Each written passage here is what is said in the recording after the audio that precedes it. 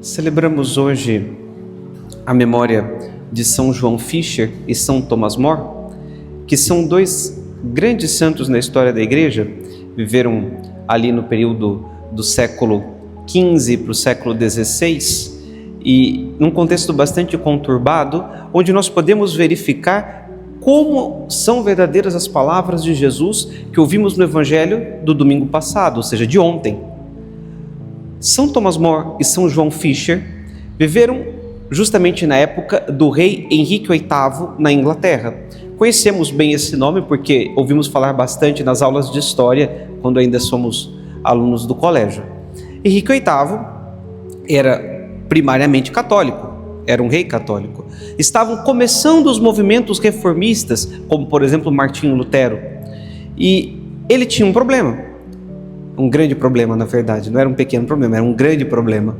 Ele queria se casar novamente. Já havia se casado com uma rainha católica da Casa de Aragão, mas por vários e vários motivos que não convém, porque não são muito bem digeríveis às 6 da manhã, ele não quis permanecer unido àquela mulher. E então se juntou com uma protestante chamada Ana Bolena, e ele queria que o Papa, a todo custo, declarasse o casamento com a Rainha de Aragão nulo, ou seja, que desse um divórcio para ele. Seu Papa, dá seu jeito aí, resolve, dá. Eu não sei o que você vai fazer, mas o negócio é o seguinte, eu quero casar com essa outra aqui agora. Só que isso já havia acontecido outras vezes. Ele já havia trocado de esposa algumas vezes na vida dele, porque queria ter um filho homem e não conseguia de forma alguma. E ele achava que ali iria resolver o seu problema. Então, o Papa, obviamente disse, olha, o negócio aqui é o seguinte, isso aqui não é bagunça. Aqui tem gerência. Não é assim que funciona. Casamento é para a vida toda. É indissolúvel. Você pode estar pensando que vai se juntar com quem, quantas vezes quiser, mas não é assim que funciona. Pera lá. Não existe isso de divórcio. Não existe isso de separação. Casamento, é coisa sagrada, é coisa séria.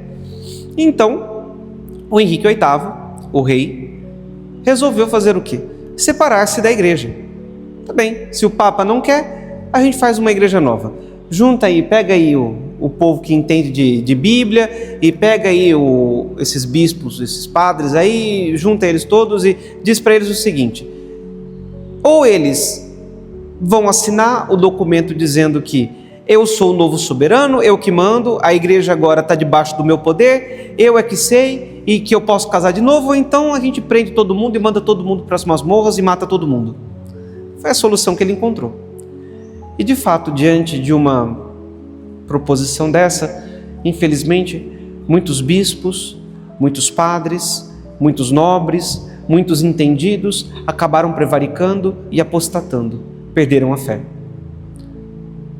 Vejam, é o pescoço que está em jogo, Ou eles assinavam o documento, ou então morreriam.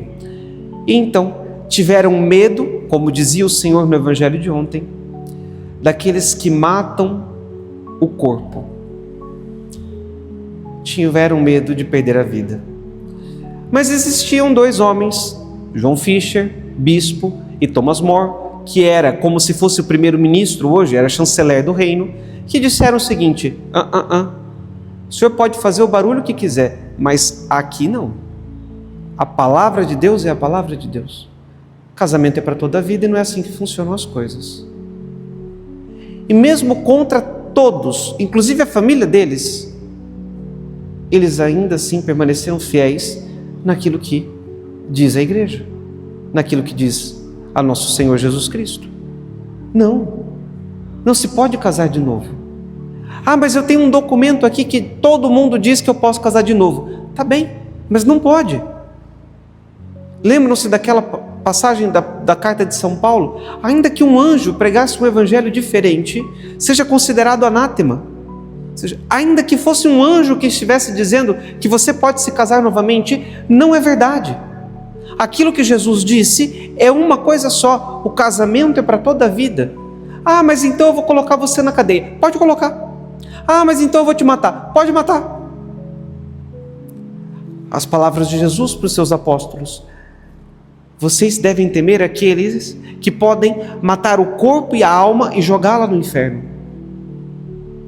É melhor morrer, mas não ser condenado ao inferno, do que trair a Deus e ganhar o inferno. E aí, a recomendação cultural para o dia de hoje ou para essa semana, porque eu sei que vocês gostam quando eu indico filmes, é melhor do que quando o padre indica livro, né? Indica livro, ninguém compra o livro, ninguém lê o livro, mas filme pelo menos eu sei que vocês assistem.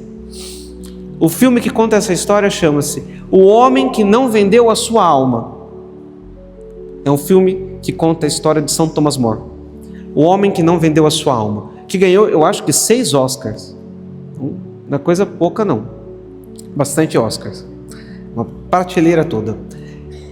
E então nesse filme, que é a adaptação de uma peça de teatro, que foi escrita inclusive por um comunista, mas em todo caso é muito boa, a cena onde o rei tenta pela última vez fazer com que São Thomas More assinasse o documento é bastante interessante, porque ele pede um dos melhores amigos do Thomas More que vá tentar convencê-lo, que era um outro político da época. E aí ele chega com o papel e diz assim: olha, tá aqui o papel, eu não entendo nada de teologia, mas todo mundo assinou, o que custa você assinar? São Thomas More diz o seguinte: veja, se você não entende nada de teologia e assinou esse papel, se você morrer, pode até ser que você vá para o céu,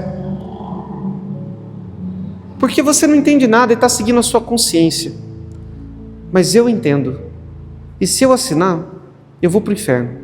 E a pergunta é a seguinte: se eu for para o inferno, você vai deixar de ir para o céu para ser meu colega lá no inferno?